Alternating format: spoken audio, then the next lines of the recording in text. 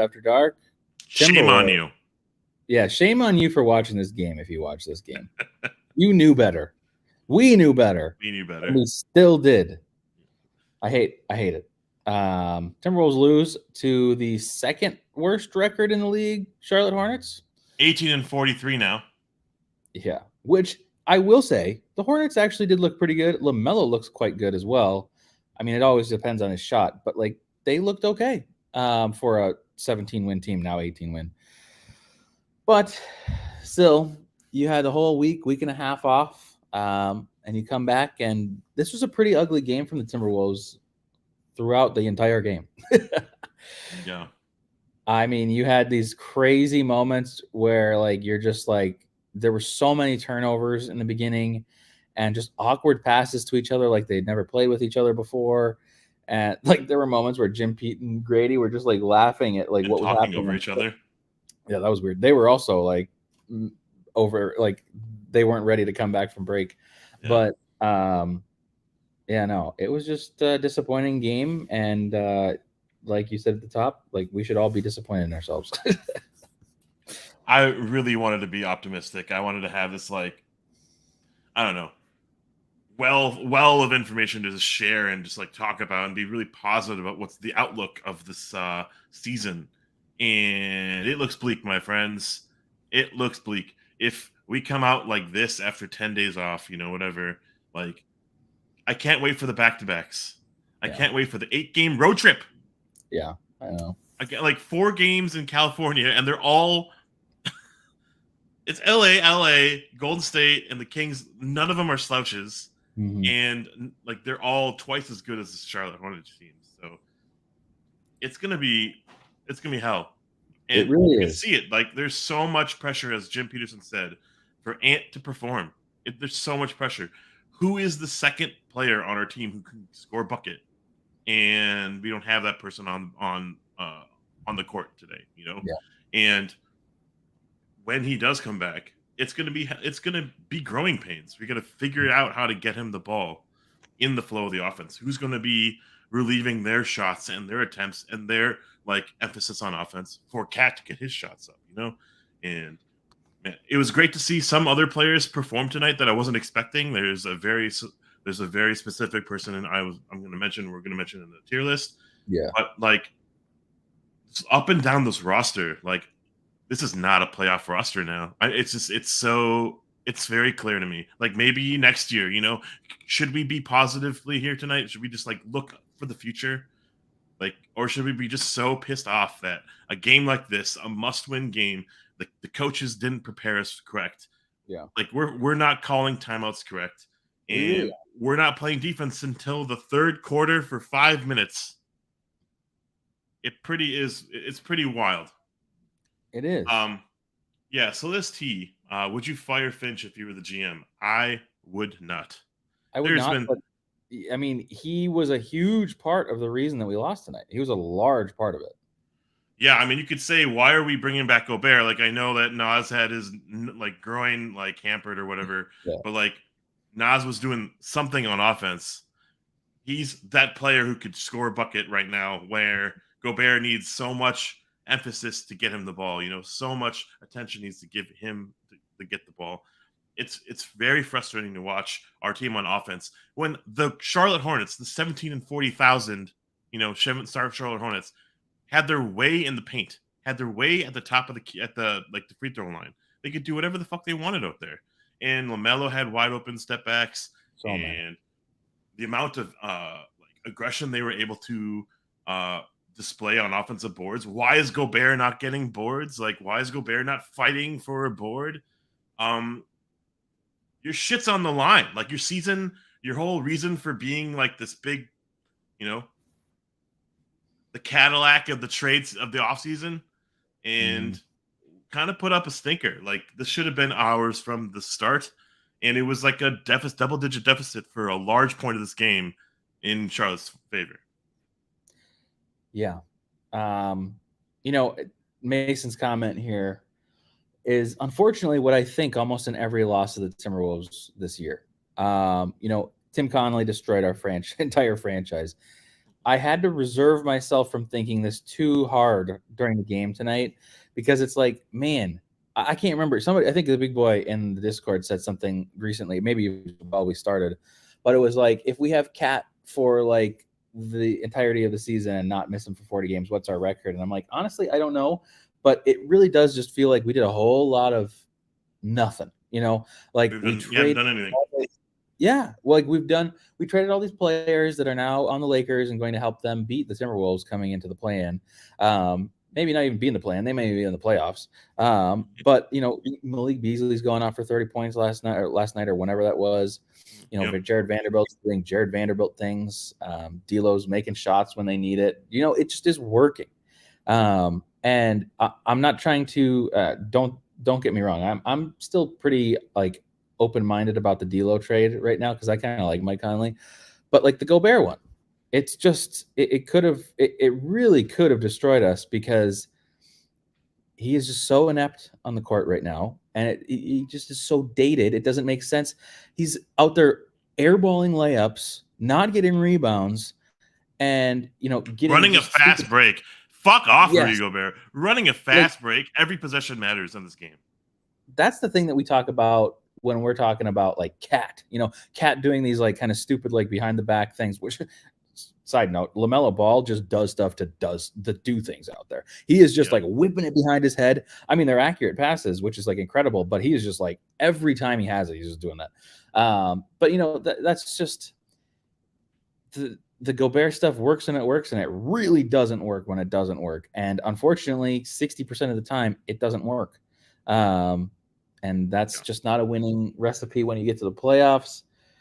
The one thing I'll say, to be, I guess, devil's advocate or whatever, is look at the parity in the West. I mean, of course, we've had so many opportunities to solidify ourselves as maybe a top 4 team in the West. Just if we would have played a little bit better here in certain games like tonight, but games like this, how many games like this in the season have we had where we go down early to like a team that we should beat, and then we come back, but then we just lose by like 5-10 points in the end? And it's like, wow, if we would have played just a little bit differently in the early parts of the game, we would have won this game. Also, our record would probably be like 50 and something. I don't even know. Like we would be way higher. So, and the parity in the West, like, of course, they were showing the graphics every single game, and we're going to talk about it every single night. But like 3 through 12 legitimately is a toss-up. So I guess whatever if you lose against the Hornets, because you might just go up and win 2 games on the road against really tough opponents. I don't know. But it's ridiculously frustrating. I guess it'll be exciting and interesting to watch this as the season unfolds for the last 20 games that we have, but it's just so much unnecessary stress that it's going to kill me. Yeah.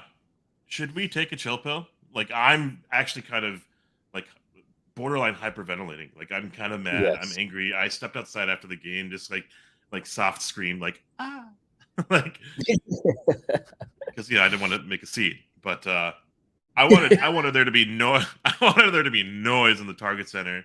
I wanted there to be fucking no airball dunks. I wanted there to be plays run for each other, and I felt like Mike Conley was there in the beginning, but then nowhere to be found in the late game.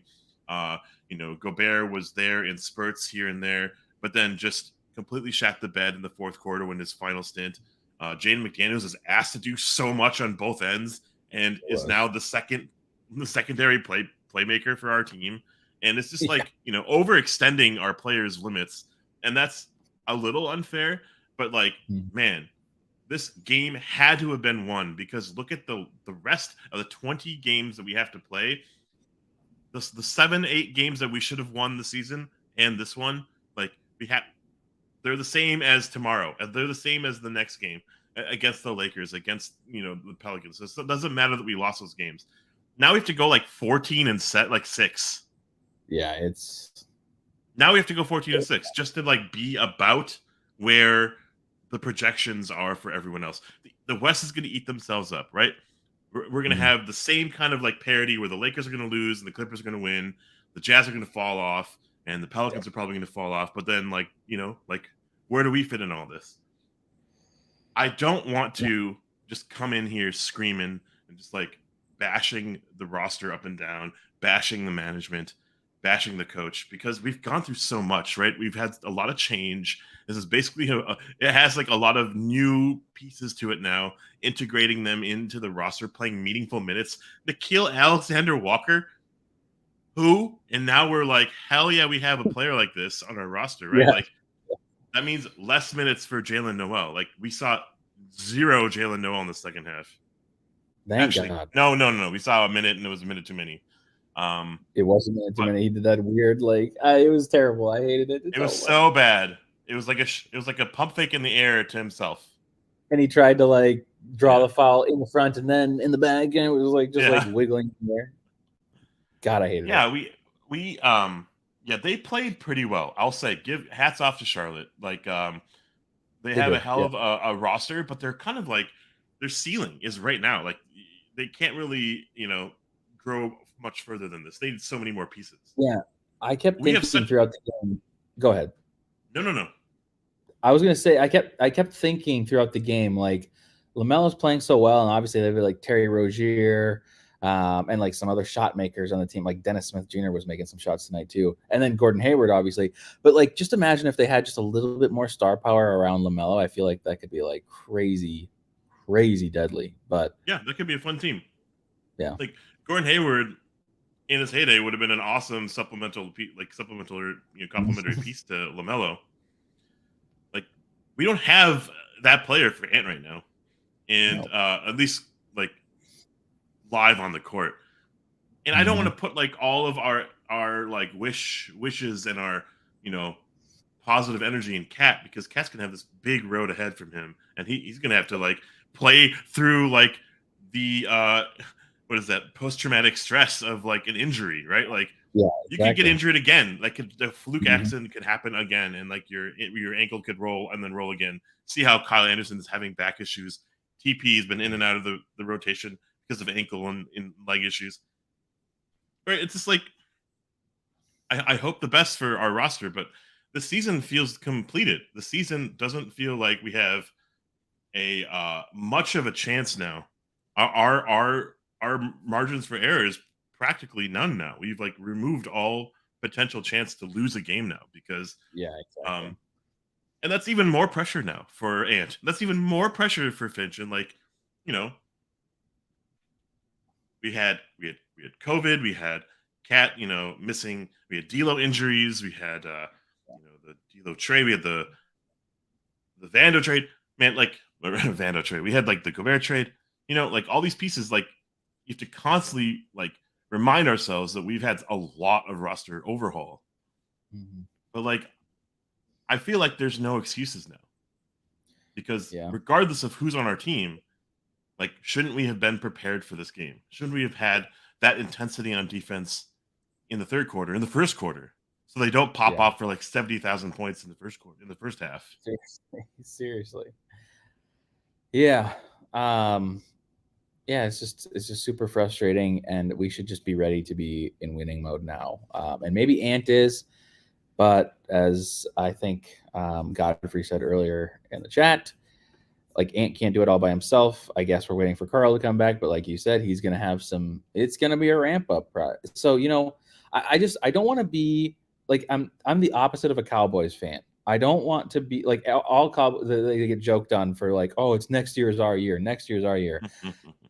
That's not how I feel. I always feel like it's this year or never. Like, that's my feelings as a fan, because like, I don't want to look at next year, because Gobert is going to be a year older and a year further away from relevancy. Like, I'm the same way, man. So it's like, easy.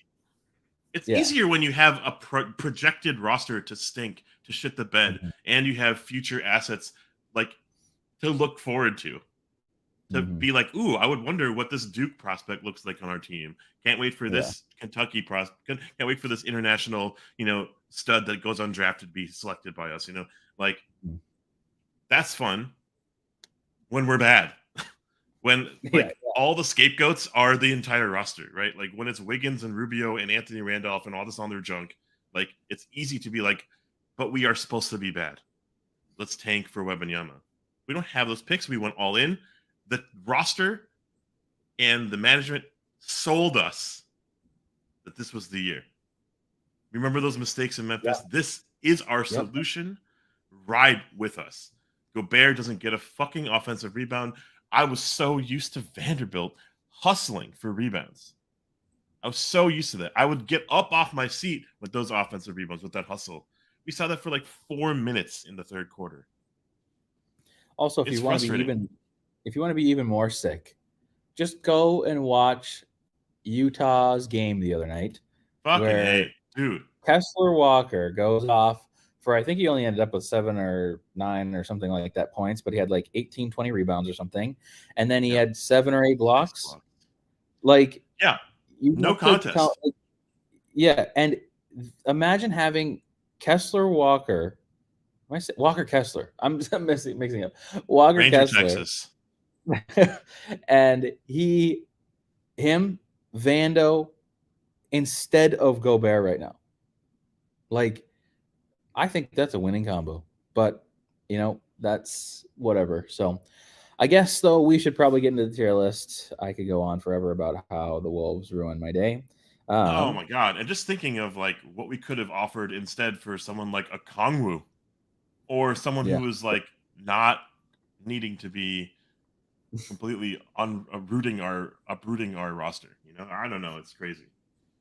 However, I understand part of it, because it's like Rudy Gobert, I guess, has been a winner, and we want to instill winning into this culture of this franchise, and a vet who's going to age like a vet. He's not going to like do anything extraordinarily different, and surrounding Ant with these types of players sounds like a good mental exercise.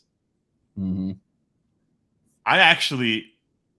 don't say I've like lost faith in our management, because the Kessler looks good, and we drafted him initially, right? Like, the Kesslers look good. Like, some of the pieces that we've picked up, Nickeil Alexander-Walker, that we're going to talk about in today's tier list, was phenomenal and unexpected, like, awesomeness. I felt like the intensity was with him, and he fed off, and he exuded that energy, and like Ant was playing defense really well. And like when Jaden got a couple stops, man, it feels like a cool identity to have out there. But then we didn't go to it towards the end of the game. And sure, Nickeil Alexander-Walker is brand new to the team, but like Kyle Anderson shat the bed tonight. I would have rather had someone else. Yeah. 100%. Okay. Well, who do you want to do first? You want to do Jalen Noel? I'd love to do Jalen Noel first. Solidus T. I don't know about that. Something about Minnesota makes players underperform. I don't think Kessler would be good here. You know what? I probably agree. The way that rookies kind of perform in Minnesota generally are just like over exaggerated. Everything small is hyped up, but they don't do a whole lot because they get marginal effort or meaningless minutes. And in Utah, he's allowed to blossom. In Utah, he's allowed to make mistakes and grow. And in here, he wouldn't have had those types of opportunities, because he would have had to share the spotlight with so many other players, like Cat stealing his rebounds. So like stupid shit like that, it's going to happen. What would have happened. And so, he would not have been the prospect that he is already, or the potential star that he is already. But on the flip side of that, him. Anthony Edwards is amazing. Karl Anthony Towns is amazing. They've only played in Minnesota. So, but I know what you're saying. Like, players come to Minnesota and it's different. It's different than it would be other places. And we trade players away, a la Wiggins. We trade him away, and then he comes like defensive player, almost finals MVP. So like, it's there's just a different carrying factor that people have when they leave Minnesota. And honestly, I even blame them, because I left Minnesota because I wasn't having fun living in Minnesota, other than living by my family. That was the only thing that I enjoyed in Minnesota. And going to the play-in game, or no, going into some of those playoff games. The play-in game specifically was like an all-time moment. I'll never forget it. But beyond that, I'm okay without the 2 feet of snow and 6 months of winter. So maybe some people can, prove me wrong or whatever, but this is like the first season that I'm feeling like there's ex-Minnesota talent out there in the league, and they're doing well. Like, I don't know if like there's any other season when like Gorgie Dang went to San Antonio, he's done nothing. When like Shabazz Muhammad went to Milwaukee, he did nothing. You know, like when Derek Williams went to like Phoenix and or Cleveland and or all these other teams, he did nothing, right? Like all of this talent that was in and out of our roster, except for like Kevin Love won a championship, Kevin Garnett won a championship, whatever. But those are like top tier players that we had to let go or trade. Anywho, I'm just thinking like now, like Pat Bev is like we're all over the league now. Like Pat Bev and Zach LaVine are kicking ass in Chicago again, and the Lakers are the Laker Wolves, right? Like I don't know. Yep. I'm sorry, I went on a little bit of a diatribe there, but it's all true. Ooh, this was a hard loss. I'm actually like I'm feeling my heartbeat, like, and I wonder like what went through like the last 6 minutes of the game. It was like 1-0, like 106, 104, and like LaMelo hit a 3, and then we hit a 2. They hit a 2. They hit like a putback or whatever. It's 109, 109. A timeout was called, and they went on to like just destroy us. We brought back Gobert, and they just absolutely mauled us. Yeah, it was partially Gobert. But one thing we haven't talked at all about was how awful the refereeing was tonight. And honestly, somewhat for both sides. But because like that last play where Gobert clearly hit it out of bounds and they just gave it to him, but they couldn't challenge it. That was hilarious. That was amazing. But then like the countless calls that went against Minnesota that were like, I guess they're fouls, but this is just not how it's called for the other side. It's just not. The non-call from an offensive call from Gordon Hayward, the non-call from a tackle on Kyle Anderson.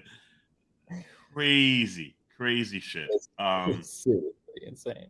Yeah. They went to the line like 13 or 14 times in the first quarter. It was stupid. And that set the tone, really. Okay. So to combat LaMelo's 32, PJ Washington, who looked ass. He looked like ass tonight. He had 20 apparently. Gordon Hayward looked really good. 27. That was like all their production. Yeah. We had a lot of people get into double figures tonight. Is that a good sign? I'm not 100% sure. I think it was more like someone show up because we need someone. Yeah. The second quarter, without Ant looked like shit. The first is like 5 minutes of the fourth quarter without Ant looked like shit. We needed someone. And holy crap, did we find someone? Nickeil Alexander-Walker, who is wearing Ricky Rubio's 9. He is. That's weird. It's the first player that I haven't really noticed he's wearing 9. In 25 minutes, 5 for 10 from the floor, 13 points. He was 75% from the 3-point line. Who is this guy? He is Shai Gilgeous-Alexander's cousin, and he was a bench warmer for Utah. He was a bench warmer for the Pelicans because they had like Kira Lewis and like Drew Holiday and or now they have who they have. I don't even know who they have. Is he really SGA's cousin? Yeah. How does SGA and Nah have these long names together? This is crazy. It's a joke, my friend. Are you? No. He's not. Like I'm serious that they are cousins, but maybe they're just like messing with us. Yeah, it's crazy. We're trying to give jobs to these people that put the letters on the back. Just like a full circle. I'm sorry to interrupt whatever potential grade you were going to say. It's not A1. I thought he was the best player on the court at times. He almost threw it down on somebody too, and he probably got fouled on that play, but of course it wasn't called. And he got a fucking tech for that fucking underhand layup that hit the backboard. Get the fuck out of here, refs. Yeah, that call too. There were just so many bad calls. We didn't talk about this enough. The calls were just atrocious tonight. And they really went against us more than they went for us. There were like 3 or 4 calls that went on. Yeah. Yeah. It was not good. And then, of course, the only egregious call is like for the Hornets was with like 5 seconds to go and the game was already done. Yeah. I want to address this comment by Solidity, and I'm sorry that some other people I may have missed some of your commentary. all in all, let's be positive. I think if you get rid of Finch and the possibility of dumping Gobert, the Wolves will be all right. I think both of those possibilities are impossible. I do too. I think neither of those options can happen with this franchise for the next 4 years. I think we are stuck with Gobert. Who wants Gobert? Yeah, who's going to take this? Is the problem with acquiring Gobert right now, is like he is not going to look like a trade asset anymore like he did in Utah, because now even let's just say best case scenario, Cat's not injured, you have Ant Cat, let's say D'Lo's still here and D'Lo's maybe performing well like he was in January, like his numbers aren't going to look good. He's not going to look like a valuable trade asset, at least not like the type that we acquired. So even in that situation, he's not going to be as valuable as we paid. So we're already losing in that. And guess what? For the majority of the season, he's kind of sucked. Like he's kind of looked bad, butterfingers, airballing dunks and layups, full court sprints, trying to like take it up himself. Like he's only depreciated his value on the. He really contract did. Is even worse than it looks. And yes, and his contract is so long still. There's just no way you can get rid of him unless you take a just massive L in a trade where you're trading for, I don't even know, just some, I don't even know what you could make a trade for. It would be so bad. But maybe Wiggins. You could probably trade him for Wiggins, I guess. But that's it. Austin Rivers, 19 minutes, 2 points. And he had this like triple pump fake 3 that just shanked off the rim. I need more from him offensively. I would say a D. And I don't even know what he was doing on the court defensively. I didn't see anything outstanding. Naz Reid, 18 minutes, 6 for 12 from the floor. However, it felt like he was 0 for 100 from 3 until the end of that game. 16 points off the bench. 8 rebounds, a couple assists, and notably one of the only bench players to go to the line. I think Naz gets a C. Maybe you can tell me differently. Before those 2 threes, I think he was a D. Yeah, he was not good before those 2 threes. Like those threes were super clutch, and obviously it made the game somewhat exciting again. But like he was taking a lot of, well, I don't actually know how many. It felt like he took a lot of threes, but it was like he just kept missing, and we weren't getting the same Naz that we had. He still had a couple drives where he had some nice finishes, but it was not as good. So yeah, I would have said before that it was a D. I'm comfortable giving him a C tonight. Yeah, because who are these bigs? Nick Richards, Mark Williams, they're great. They're rookies. Naz Reid should be getting a healthy contract coming up here. He should have just owned these guys. And it just felt like we didn't get that Naz that we would want and expect and hope from, Naz Reid. Jordan McLaughlin, a whole lot of nothing. D. Yeah. I don't know. I don't know what he did out there. And it's like, it's frustrating. I'm glad that he's back. I'm glad he's healthy. I feel like secure in the fact that the ball's in Jordan McLaughlin's hands and in Conley's hands. Guess who was mostly dribbling the ball up and down the court in the second unit? It was Nickeil Alexander-Walker. Like what the hell is like Jordan McLaughlin doing out there? Yeah, really, because he's not like a shooter. So like, what is he doing out there? Why is he out there? Yeah. I didn't even think of that. I kept the thing that I could. We'll talk about it more once we get to Kyle. But like Kyle just had the ball in his hand so much tonight, and it felt like such a bad thing. It was a bit of a and he only had 6 shot attempts, but like it felt like he was a black hole in a lot of moments. Up and down the bench, our best player was clearly the person who was brand new to the fucking roster, Nickeil Alexander-Walker, who was a bench warmer everywhere he went, which is really upsetting. But also, room for positivity. Towards the end of this year, we might not get a draft pick. We might not get like another like free agent signing. You know what? We got Nickeil Alexander-Walker. Let's get hyped. Well, and realistically, people were telling us how bad he was going to be, how he's on like his worst year, and he might have no future type deal. And like, I mean, tonight's game alone made me like, okay, this is like somewhat of an asset that we received. I just thought it was just part of like money making and like, just a throw in. But like, he was okay. Like I liked it. That whole deal felt like he was just a throw in. And I want to say massive dub to Finch for putting him in and keeping him in. True. and he could have gone to so many. He could have gone to like Minot, or he could have gone for more Noel, and he chose not to.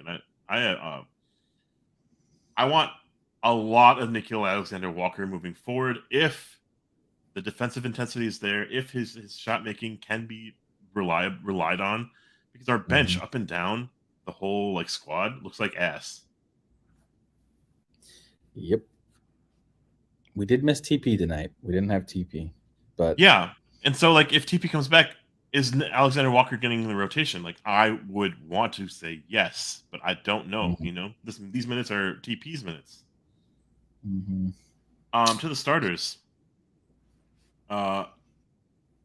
Anything stick out to you in this game? Yeah, to me, Kyle Anderson sucked tonight, and it's just this weird thing that I'm really trying to deny this thought process. I think Gerald was actually mentioning it in the Discord and maybe some other chats previously, but like, you know, we just keep force feeding the ball to Gobert over and over again, which is true. Like, obviously, we try to make him like a number one option on offense, or maybe number two, but like, we're trying to force feed him the ball at any cost. Like, it doesn't matter. Like, we will do anything to get Gobert the ball. And it kind of feels like that with Kyle Anderson. Now, I will say, I'm not just going to, after one bad game, start like poo-pooing Kyle Anderson, because he's been great this season for us. And at times, he's been our best point guard. But tonight, it was just not it. Like, it just kept not working. Like you said, even I guess he only took 6 shots or something like that. It felt like way more than that, and it felt really bad almost every time. You know, it just wasn't working the same way it does normally. And I don't know if that's just an all-star break thing, if that's just teams finally like adjusting to Kyle Anderson being kind of our point guard, I guess, in ways. But it was just not fun to watch tonight. Right before we go into the starters, I agree with you, Solidus T. And also, I think I agree with you 100%, Mason. This team's identity is Ant. I think it's very clear. I think the whole up and down the entire like organization, it's clear. But like, you have to like save face sometimes to keep people happy. You have to like kind of pretend or exhibit like posturing that we're trying to win around Cat, and so surround Cat with players that are like, you know, his age or his level of skill, you know, as opposed to waiting for Ant to arrive and Jaden to arrive, you know, because, you know, we could have like not made those deals and been bad and then had a draft pick, you know what I mean? I'm just saying, like, you know, we could have been worse off, but then had a longer like potential run later. However, I agree with the idea of win now. Like, I agree with the idea of putting in your chips in and say we're going to go all in and win now, because there might not be a next year. Might not be the same type of, you know, composition. Like Ant might ask for, you know what I'm saying? Like Ant might ask for a trade, and then you're like, what the hell, right? So you got to put it all in right now and win when you can, potentially for a stint while Cat is entering his prime and or like being his prime and ascending into greatness. But we haven't seen these pieces fit. I haven't seen an Ant and Gobert connection like more than once this year, maybe. And, you know, with Cat and Gobert, it's been Cat deferring to Gobert is missing, right? Like, so I need to see an aggressive Cat when comes back. I need to see Gobert take a fall, like literally be the fourth fiddle on this team. Like, I don't want him to have the ball unless it's putbacks, because even his layups are air balls. And hit like one and one that he was like, yeah, hell yeah, I got that and one. Like, fucking, you just flopped in, you just like Hail Married and it went in, you know? Dude, it's crazy. And I don't have any confidence in when we have Gobert out there on offense. It's very luck dependent, and the play calling is substandard. It potentially can be archaic at times when we're seeing different types of offenses and reading different defenses differently. We're running a play for Gobert to get the ball in the middle, and he doesn't know what to do with the ball. Like, and then we struggle to get the ball in, so then Kyle Anderson kind of like struggles to figure out what to do with the ball with the last 5 seconds. If not, it's Jaden shooting with 2 seconds left on the shot clock, or Ant just chucking, right? That's like our offense in a nutshell. So here's our starters with a new point guard who's had a lot of time to read the playbook and who's studied up during the All-Star break, apparently. I was very happy with his performance in the first half. Mike Conley, 31 minutes, 6 for 13 from the floor. That is so much better than his Washington stint of 0. Yeah. 15 points, 3 assists, a pretty stupid turnover, but all right, cool. 2 for 7 from 3. He made his threes. That's like, D'Lo on a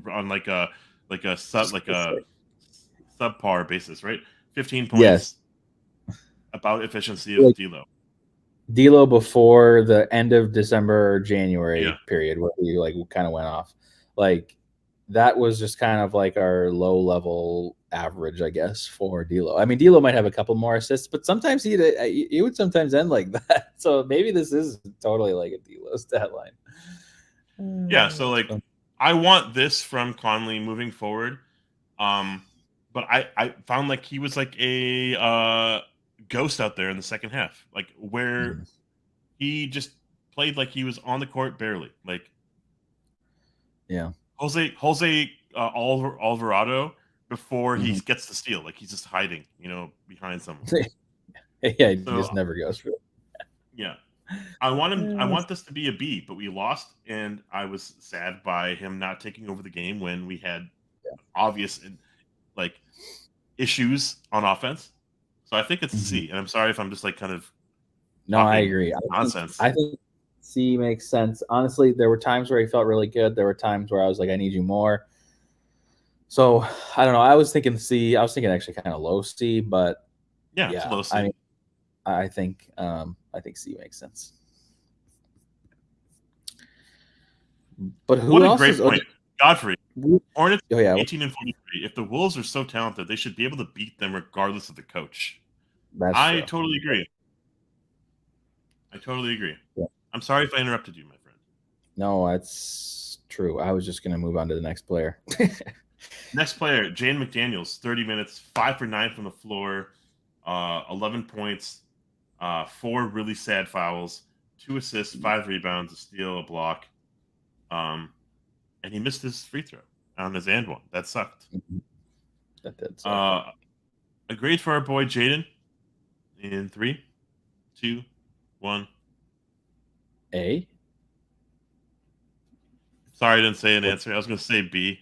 But he felt really good tonight. Now, I don't like him necessarily being, I don't know, the way he dribbles up the court. By the way, I think he carries every single time he dribbles. I know. I think he does. He does this weird thing where he's kind of sucking the ball in as he goes, and totally, his hand is totally cupping under the ball. But it's just I don't know. I'm not a fan of it, and I don't want to see that anymore. But well, I will say I've been a big fan of the Nationals media talking about him as potential all defense, or at least some of the media darlings talking about him. And also his newfound thrusted position to score now. He has to. And what he did in the first half, he did not do in the second half. Where was he in the second half? I also found that very damning to our performance. He was great defensively in the third quarter specifically, and then he sat for forever, and then he came back with 3.5 minutes left. Anywho, I was very impressed with him in the first half because he was there. He was someone who could be called on, and he would try to isolate and or drive to the rim and something like that. That was awesome. He had that sick dunk. More of that. But then I didn't see it in the second half, so that's why I'm saying C. You're saying B.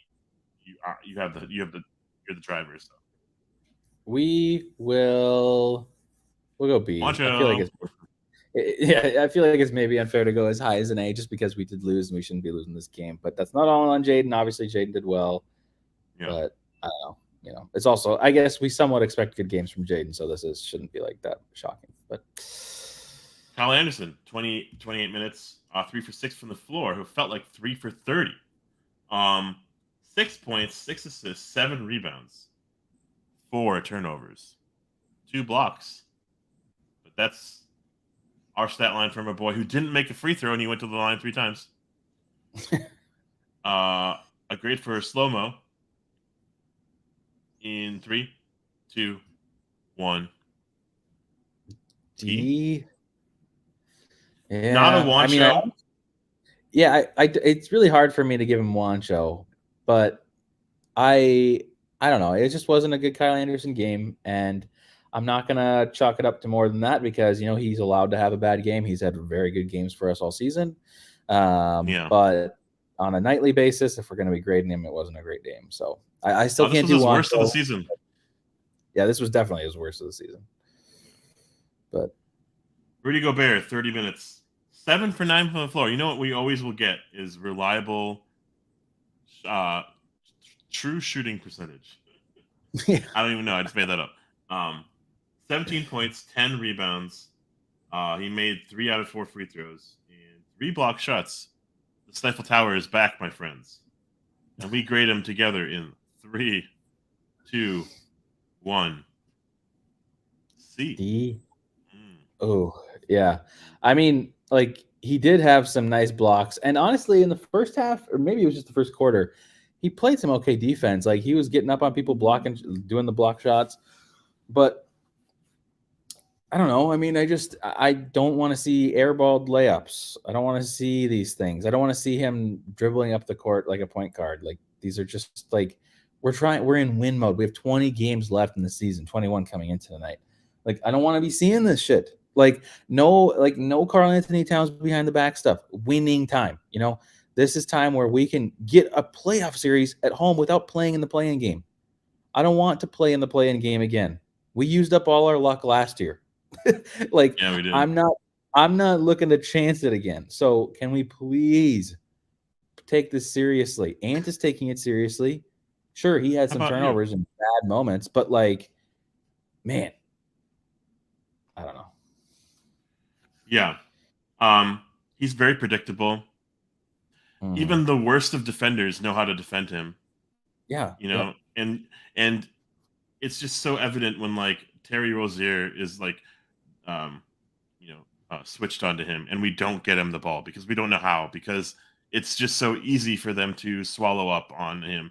And it was great to have that like 2 or 3 minute stint where we had a couple blocks and transition buckets went his way, and there was a dunk, and then there's a reverse dunk, and then it was fun again, right? But like the 38 to 40 other minutes that he's out there, and they switched to zone, and he's not a zone beater. No.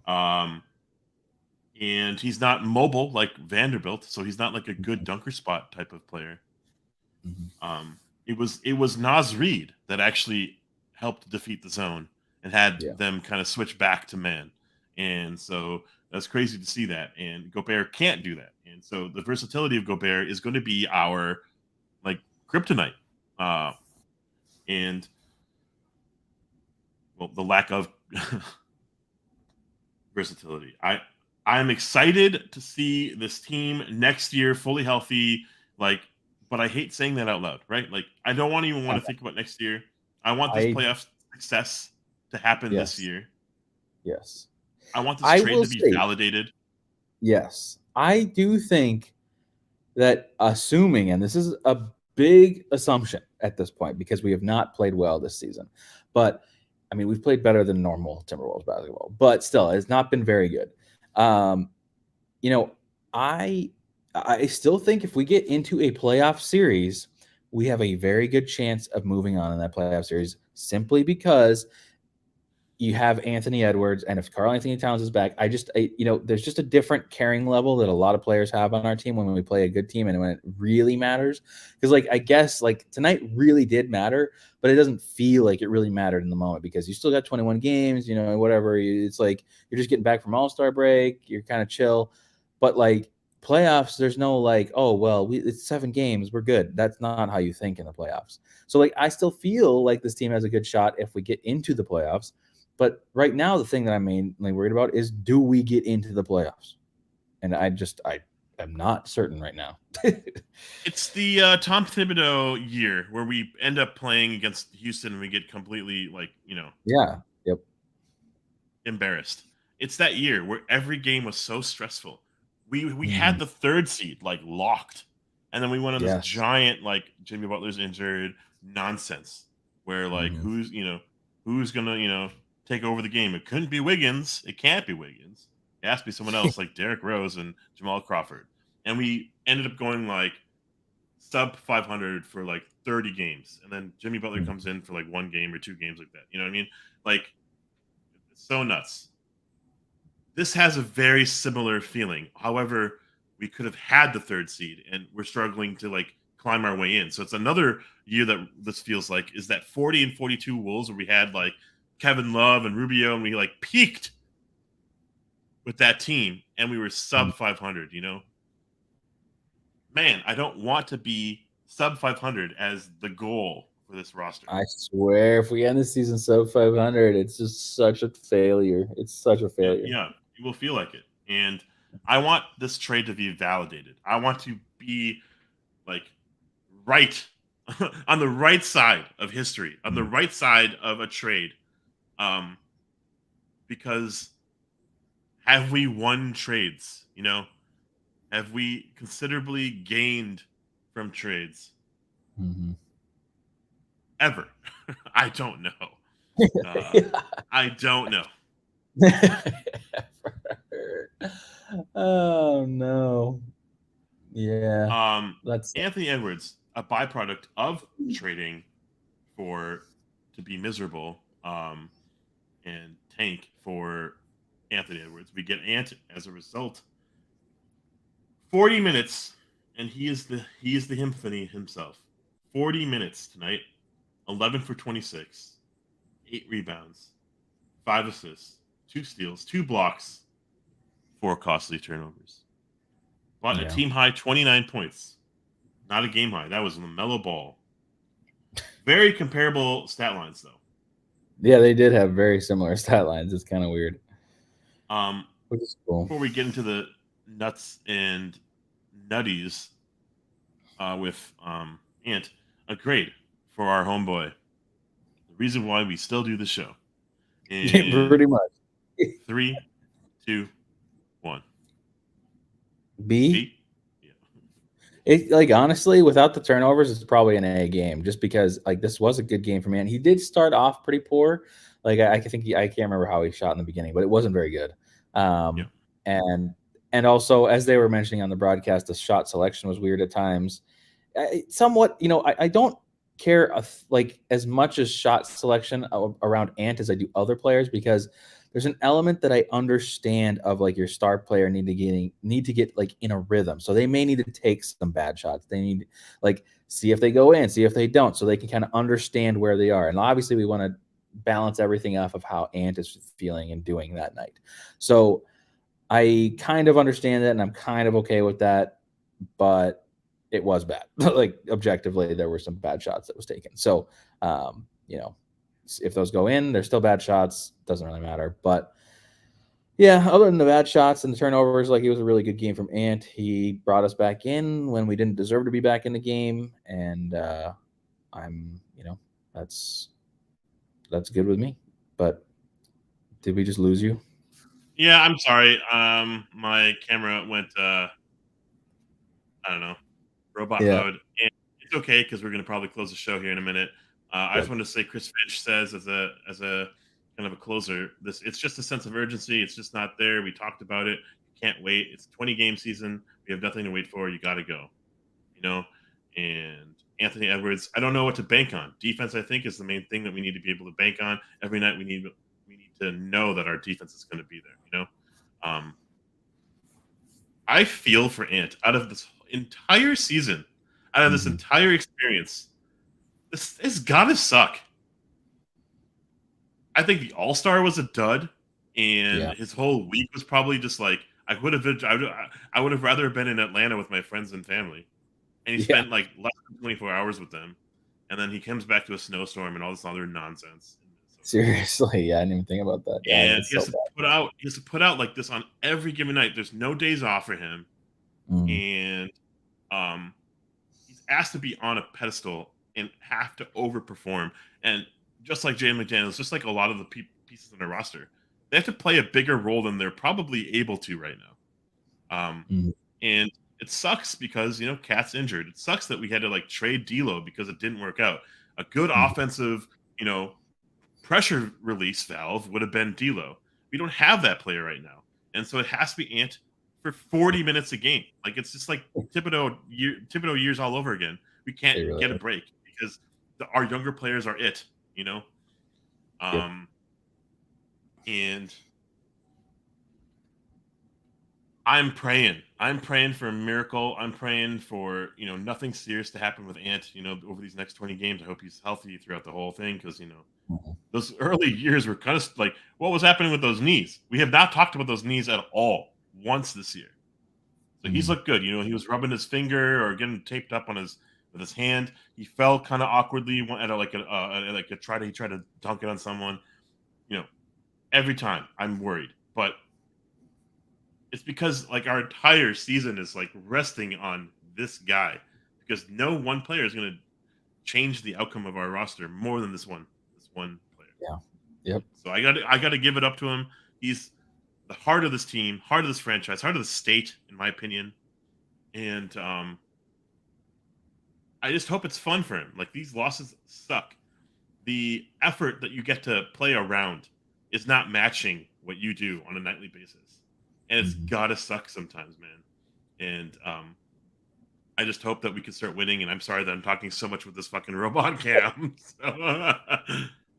I'm just laughing at it. It's just like progressively doing crazier things. Probably more entertaining than whatever the fuck I had to say. All right, I'll stop talking. I'm also thinking about something I said earlier in the show that I will not say again. But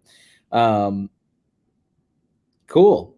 Well, why do you just have that ready? Did you just write that now? Maybe. I was taking notes for the game, and then it became fuck. That's good notes. Well, that's it for us. This is a short show. But we will be back. Well, when's the next game? I guess we should look, as is tradition. This is the new tradition. Looking at the schedule, we play on Sunday against the Warriors. Honestly, that might be an easy game. The Clippers, they probably will rest Paul George and Kawhi, so maybe that's not so bad. We're looking at this in good light right now. And then we play the Lakers on next Friday. Hey, maybe Beasley will have a really bad game. LeBron will do load management too. And, there's no Pat Bev, so, maybe they'll suck. The Kings and then the 76ers. Wow. Okay. Well, we'll see what happens. We'll see what happens. We'll be here or not. Yeah, that's it for us. I don't remember if I'll be available Sunday, but as always, just have notifications on, hit the bell or whatever they say. Also, check out our newest short. I made a little short Anthony Edwards mixtape, which was cool. So check that out. And then, yeah. Oh my gosh, my dog just sneezed and it scared me so much. That's it. 52 wins is no longer possible as of right now. Wow. It is over. The dream is dead. We're 31-31. The best we can do, even if we won every single game, is be 51-31. Dang. Sad. Might as well pack it in right now. Pretty much. But that's it for us. We'll see you all next time. Intro as the outro. I already said see you next time, so I'm just going to say it again. See you next time. See you next time. Bye.